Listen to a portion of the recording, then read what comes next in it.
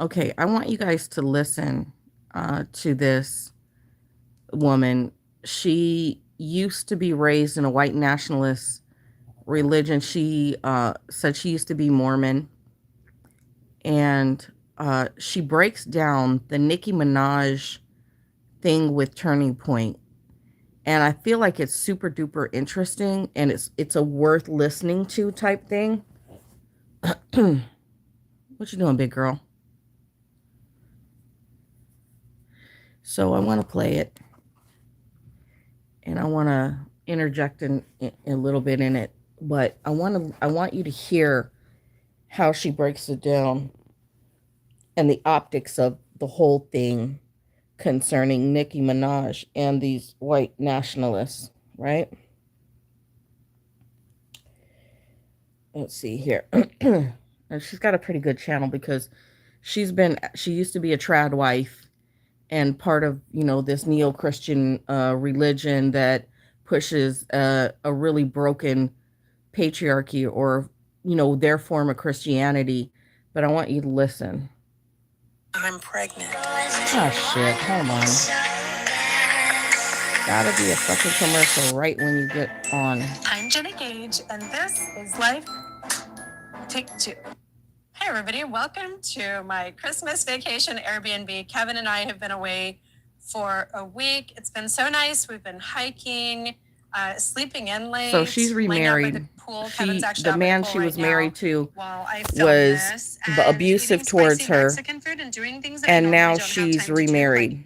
Like my nails, I did a whole little Christmas thing. I did forget two things back home in Tucson. I forgot my hair serum and my good mic. But you guys know that's not going to stop me from doing a video about the insanity at AmFest with Nicki Minaj, JD Vance, Erica Kirk, and the whole pantheon of white supremacist Christian nationalists that just happened last week. So here we go, frizzy-haired and poorly mic'd. So everyone is talking about Nicki Minaj's wild and wacky speech at Turning Point USA's AmFest, right here where I am right now, Phoenix, Arizona, just this past week. But they're all talking about the wrong thing. 5 million plus videos on TikTok are fixated on Nicki saying that Donald Trump was handsome and a positive role model for young men. Here's that video. Young men. You have amazing role models like our handsome, dashing president.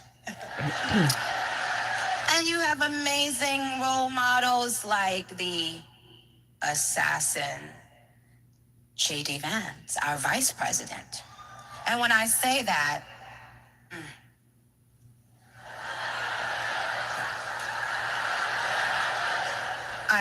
trust me, there's nothing new under the sun that I have not heard, so you're fine. Now, obviously. So, does anybody believe that Nicki Minaj was trying to really big up JD Vance? No, she wasn't. The sarcasm and the snarkiness of it all was not her big upping him. However, these white supremacists that are on in TP USA, Toilet Paper USA, that's so funny that they would call it TP USA. They don't care. They're just using Nicki Minaj as a tool. Completely disagree with Nicki. I don't want any young men I know to grab girls by the pussy. Okay. And I don't think that Cheetos colored comb overs are particularly handsome or in any way attractive. So I totally disagree. And it seems a lot of other people are on the same page as me and are stunned by that comment. But that's not in any way the most controversial thing that Nicki Minaj said. This is. Here's what we should all be paying attention to. What have you seen that has been a struggle for young women today? Okay. Recently, in the media, it's almost been like a push to... It's not just making young Black children feel proud of themselves, it's almost like doing that and at the same How much time did they pay her telling to say all this shit? other children not to be proud of themselves. And I don't want any child feeling that way.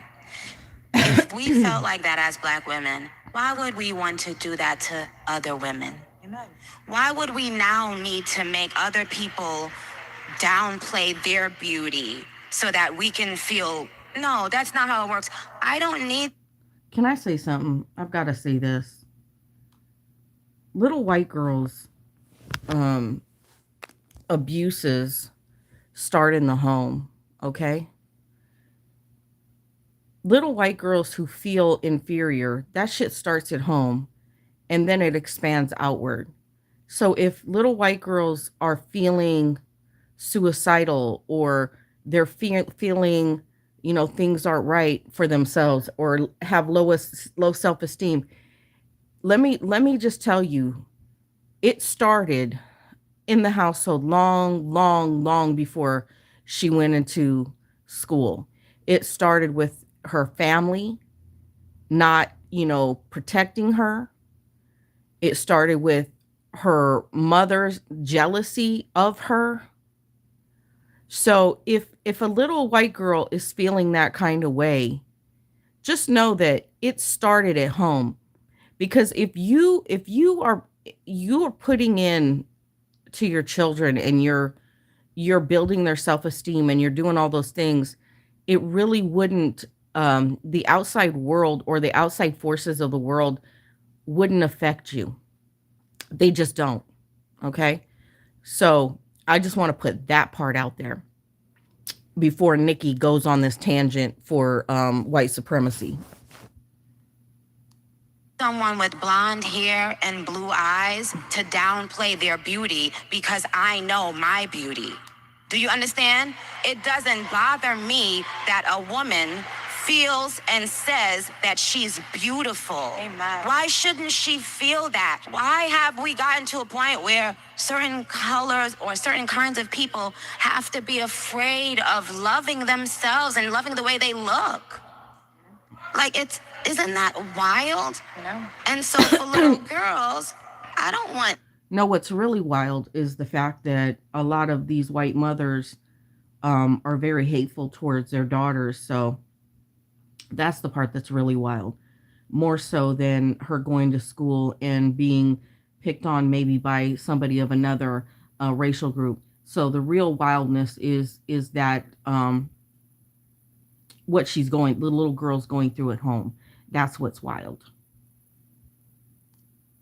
What was done to little Black girls, done to little white girls. We need to nurture young girls. That's the part I do agree with. Yes, whether they are Black, white, Asian, Hispanic, they still need to be nurtured. They cannot continue to pay for other people's sins, so they haven't done anything wrong. Amen. Reclaim the wild and expand your empire. Your army is assembled. What the fuck? And just in case you're new here, hi, I'm Jenny, former white supremacist, Christian nationalist, prepping Mormon trad wifey. And what I'm freaked out about is that it looks like 2026 is going to be the year white Christian nationalists stop pretending and just start doing it all out in the open. Because what we just watched at AmFest wasn't accident. This was strategy. And this Nicki Minaj speech in definitely strategy was strategic. They didn't just pull a random celebrity on stage. A celebrity, by the way, that Charlie Kirk always. Let me just say this, because she was going to say Charlie Kirk has always, talks badly about Nicki Minaj. This is a thing. Somebody said that Nicki Minaj is not a citizen. So were there threats to her, living? I think she lives in California, but don't quote me. Were there threats to her home? Were there threats to her livelihood? Were there threats to her being here in this country? I don't know. I don't know what they've done, but there is definitely something going on with TPUSA and all of these white nationalists concerning her. That he hated. They put a Black woman on stage as the face of the white Christian nationalist movement. And that is not an accident. That is camouflage. And that camouflage is what is allowing white supremacy to survive and thrive in 2025, transitioning into 2026. It doesn't wear white hoods anymore. It wears optics, carefully branding itself with an ethnically diverse packaging while the product inside remains exactly the same as it ever was. It places Black people, women, or other marginalized faces out front to act as proof of innocence, while the ideology underneath remains the same: white, patriarchal, Christian, and supremely authoritarian. The messenger, in this case, Nicki Minaj, was chosen precisely so critics could be dismissed as overreacting or being racist themselves. So now, if I say anything about Nicki Minaj and her speech at AmFest, now the actual racist behind the curtains over there can call me a racist. Let that sink in for a minute. But don't let them fool you. Make no mistake, representation is not the same thing as power. Being allowed on stage does not mean you're writing the script. In these movements, Black voices are often used as shields so the system can advance untouched, unchallenged, and unaccountable. Have you heard the term shield maiden? It's often used by white supremacists. It's usually a woman, and she's out there to shield and soften the despicable, disgusting people behind her. Shield maiden. That should be a term that you are able to use and that you understand what it means. Think of what we see sometimes with terrorist groups, where they'll put a young, pretty woman, sometimes a pregnant woman with a smiling face on a bus and bombs strapped to her. She's a shield maiden. That's what she's talking about, Nicki Minaj being like that. Inclusion, it's instrumentalization. Nicki was just a tool in the hands of the Christian nationalists, what I prefer to call American Zionists, that are in charge of America today.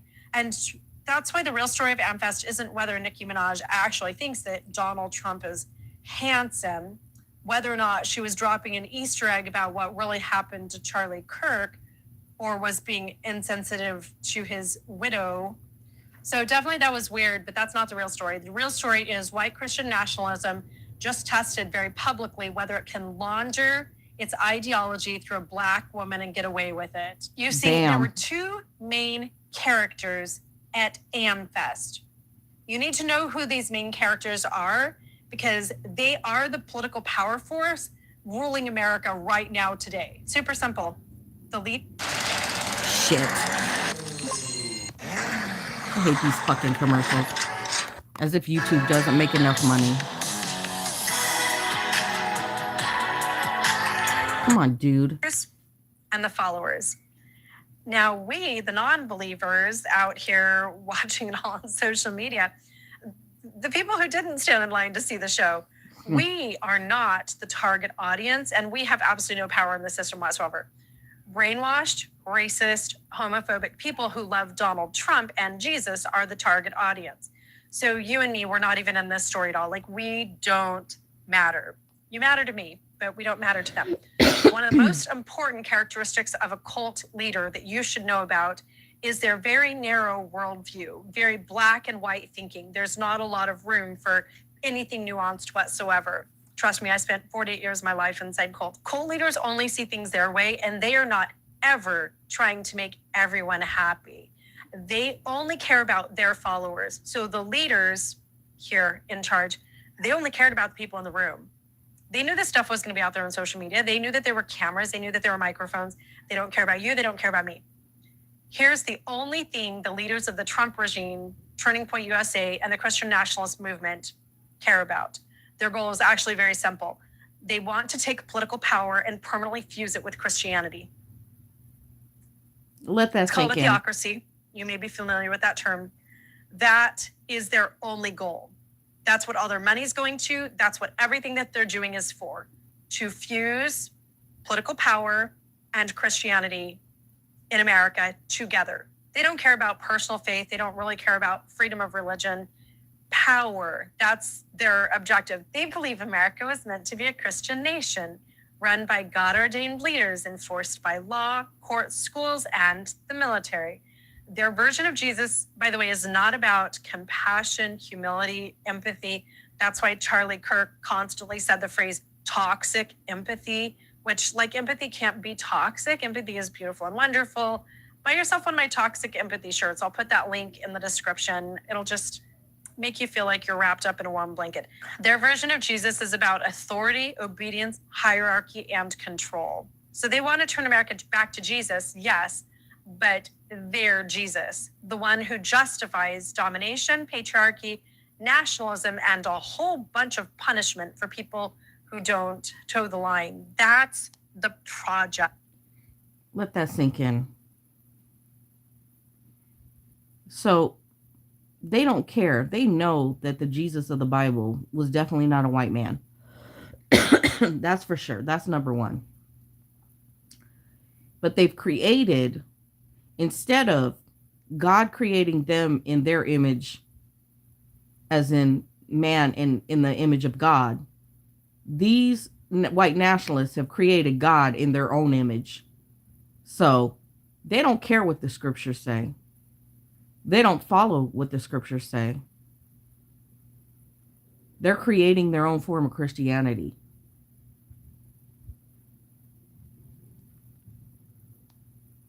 That's what Project 2025 is all about. It's that fusion. Take the government, lock in the courts, control education, criminalize dissent, and make it nearly impossible to ever vote them out again. They want that to be really ironclad. This is who is selling tickets at AmFest and writing the scripts. So that's main character number one, those guys. Now the followers, your second main character, the people buying the tickets and filling those seats, here's what their objectives are. This is what they live for. They are not chasing power. They're chasing security, emotional security, economic security, cultural security. They just want a world that makes sense again, where someone tells them who's in charge, who's to blame, and what the rules are. They just want it to be simple. They want stability and a collapsing economy, certainty in a fast-changing culture, and permission to feel morally superior while they're in the midst of this struggle.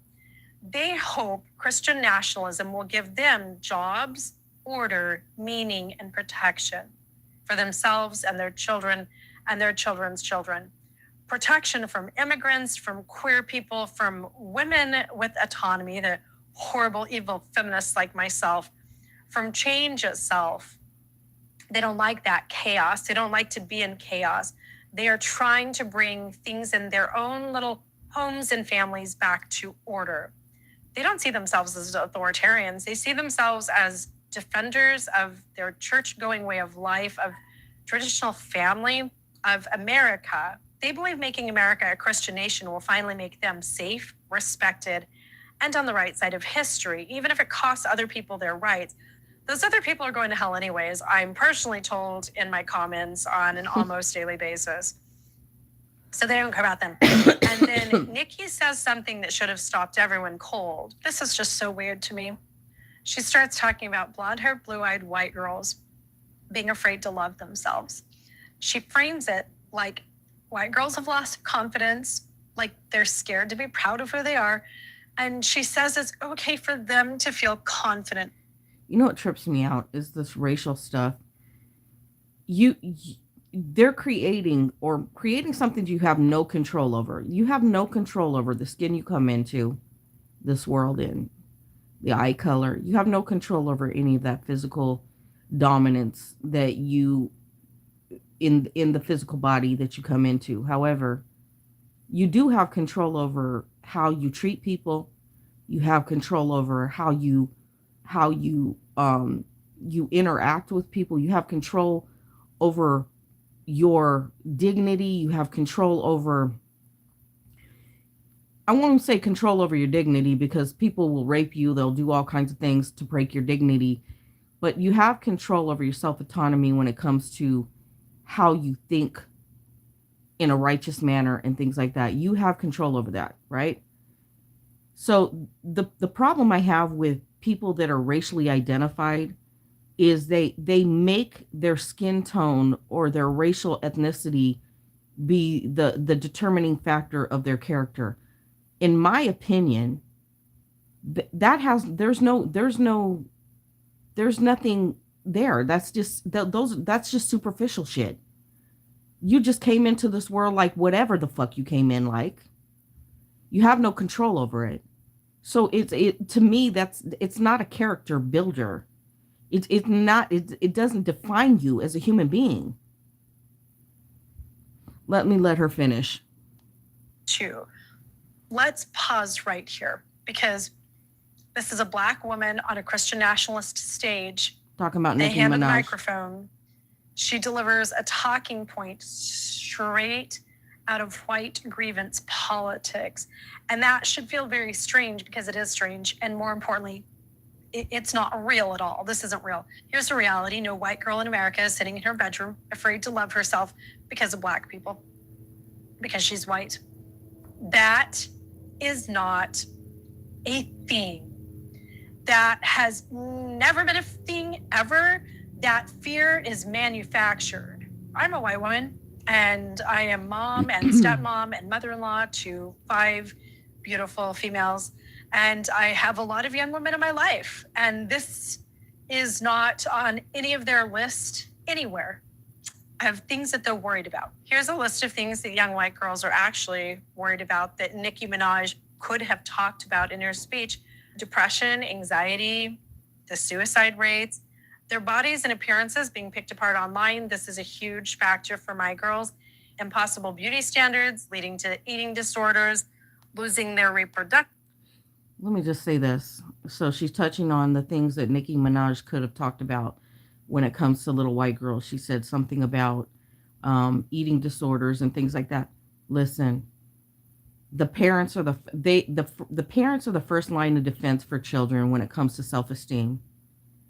So a lot of these little girls don't get character building or don't have anybody in their corner at home to build their self-esteem. So these little white girls, if they're feeling suicidal, if they're feeling awkward in their bodies, if they're feeling those things, it's because they don't have parents that are building those things in them to feel secure, to feel like to have self-esteem. They're not doing those things. So an outside factors are if it's destroying a child, it's because there was no building of that child, building up that little girl, that little white girl in the home, period. Period. Rights, bodily autonomy, online harassment, and doxing. That's a big deal. My girls are all really concerned about affordable housing and college, whether the world is safe, stable, and even livable. There's a lot of things that Nicki Minaj could have talked about. Instead, she picked the one thing that's not on that list: fear of being confident because they're white. If this is on anybody's list, and I doubt that it's on Nicki's list, then why would Nicki Minaj say something like this? Remember the two main characters in this story, the leaders and the followers. The leaders of Christian nationalism need their followers afraid of demographic change, afraid of Black people, afraid of work together, share resources, build smart, and then thrive. Fucking commercials. And yeah, 300 million people status, afraid that being white is somehow under attack because that's a real core part of their identity.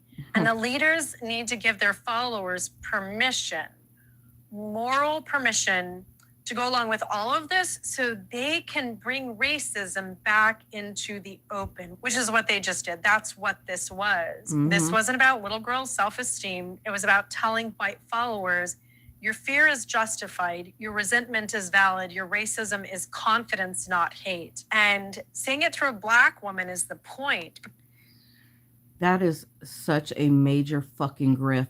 JD Vance, Erica Kirk, and Nicki Minaj did the most fucking egregious fucking grift to allow racism to flourish. Okay, that's a huge grift. That sugarcoats the message. It makes it even harder to call out. It lets the movement say, see, even she agrees with this. And I know this personally because I was that spokeswoman against women's rights within Mormonism for the patriarchy. I spent my whole entire life as the shield maiden for the Mormon patriarchy. She calls them telling shield other maidens. women, look, trad wife life is a... So she considers Nicki Minaj just that, shield maiden. Amazing. Feminists are the enemy, not these bozos over here who are coercing and manipulating and using our wombs for whatever the hell they want to do with them. Here's what we should all be focused on right now, not the J.D. Vance assassin quote. We should be focused on the fact that this American Christian Zionist movement will stop at nothing. They're done whispering. They're shouting this all out loud from the rooftops. And they're not afraid to use Black people as cover while they normalize white grievance, white fear, and white supremacy right out in the open in front of tens of thousands of people. And then we get to J.D. Vance's part of AmFest, standing on that same ideological stage, talking about white pride, talking about how white people lack opportunity, talking about how white people don't feel safe anymore. And I need to be crystal clear here. This is not real. This is not data-based. This is not anybody's lived reality. This is a story being told on purpose. Here's JD. Rent prices are dropping 4 months in a row, and more native-born Americans are working than ever before.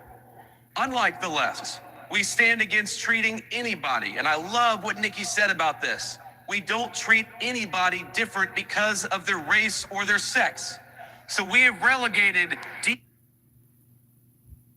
What a bold-faced motherfucking lie. They literally went to the Supreme Court to racially fucking profile Hispanic people. This fork-tongued motherfucker is all out in people's faces with the biggest fucking egregious ass fucking lie, and he don't give a fuck about his fucking mixed kids. EI to the dustbin of history, which is exactly where it belongs.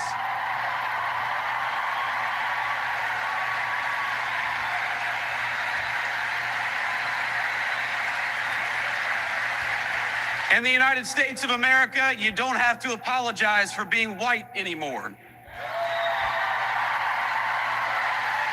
I am a white girl, born blonde, blue-eyed. I grew up inside these systems, and I have had every door open to me. I have been given every benefit of the doubt, every assumption of competence, my appearance, my accent, my background, the way I move, my mannerisms. All of it has smoothed my path in ways that I didn't even notice until I stepped outside the bubble. Being my white, blonde self has never cost me opportunity. It has created it over and over again. J.D. Vance didn't need to say any of this because it's not describing a real problem that actually exists. Exactly. It's manufacturing one, and that's the strategy part. White people are not locked out of jobs, education, safety, or power. White people are not structurally disadvantaged in America. What is happening is that white people are being asked for the first time in history to share space, influence, and attention. And that loss of exclusivity is being sold as oppression. This is all grievance politics, not based in reality, and it's the same move that every authoritarian movement makes. Take the people who still have the most of everything, tell them they're about to lose everything, and point their fear downward instead of upward to the people who are actually taking everything from them, which is the billionaire leaders in charge of all of this bullshit. But this is a very effective distraction tool because they don't want them looking upward. They want them looking downward. That's the trick. I literally just I'm like David Copperfield of the Christian nationalist movement. And I just showed you how he made the Statue of Liberty disappear. That's the lie, abracadabra. And that's why everything out of Nicki Minaj's mouth at AmFest matters.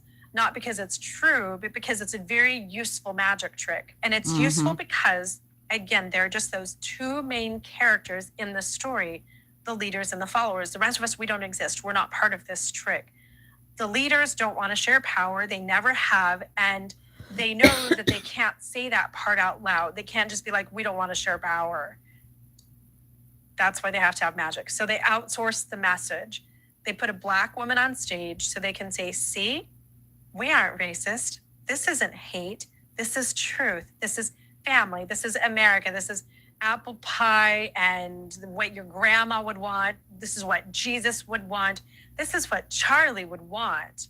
That's the sleight of hand right there. Poof. And it works because once the message feels morally approved, the followers are now mobilized. They stop questioning, they stop thinking, they start defending, they start fighting, they start following orders. I know this like the back of my hand because I was one of the followers. I suspended all critical thinking and logic. The magic worked on me, and it works on a lot of people. I know this because I lived it. I was Mormon. Every 6 months, I would walk out of general conference fired up. Convinced I was on God's side and ready to do whatever the leaders said next. That's not an accident. That's how belief is turned into obedience.